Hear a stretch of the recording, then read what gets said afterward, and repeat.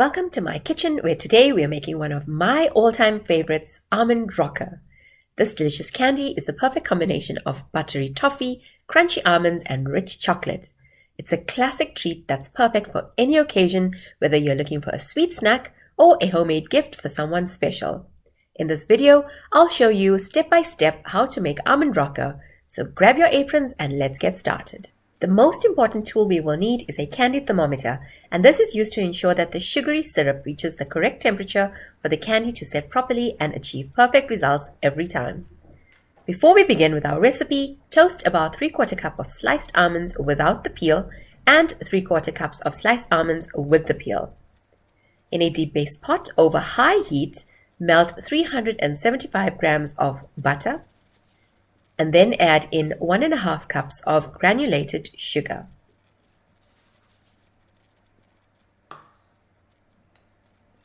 Also add in 3 tablespoons of water,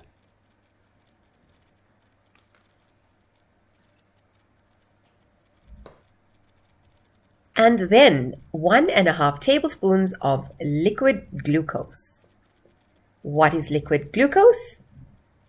This is known as glucose syrup, and it is a thick, clear syrup made from cornstarch. It is often used in candy making to prevent crystallization and to give our candies a smooth, chewy texture. Mix these 4 ingredients on high heat, and once the butter has melted, add in your candy thermometer and keep stirring.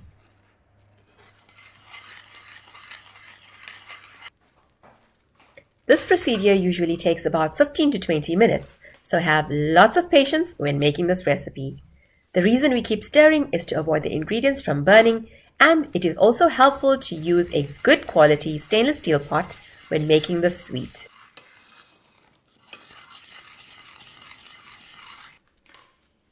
Once the candy thermometer reaches a firm ball stage, then we're going to add in our almonds and keep stirring. This is usually at 120 degrees Celsius. I usually make this on an electric stove because cooking it on a gas always burns my ingredients.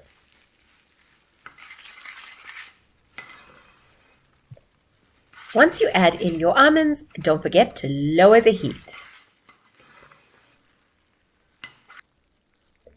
After adding in the almonds, it usually takes about 15 to 20 minutes to get the candy to a stage between a soft crack and hard crack on the thermometer, which is when we need to remove this pot from the stove.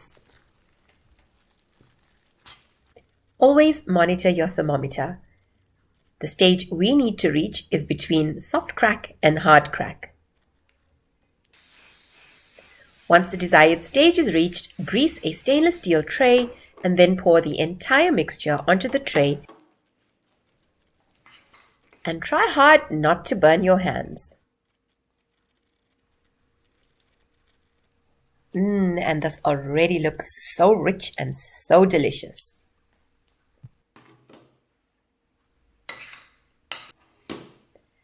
Spread the mixture out evenly over a tray, and here I've used a 15 centimeter by 20 centimeter tray.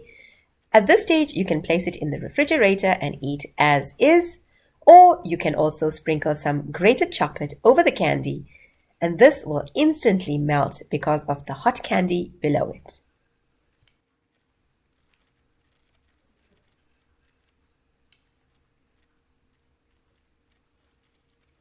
I've also added some melted white chocolate over the dark chocolate just to kind of create a feathered look on the top of the Almond Roca, and this is created using a fork or a knife. There may be many ways to try and create a design on the top, so you use your own method and whatever suits you. Then we're going to place this tray into the refrigerator for about 1 hour to harden and set. Remove one set and cut this up into bite-sized pieces. This is so rich, so buttery, and so delicious that you will keep wanting to make it all the time.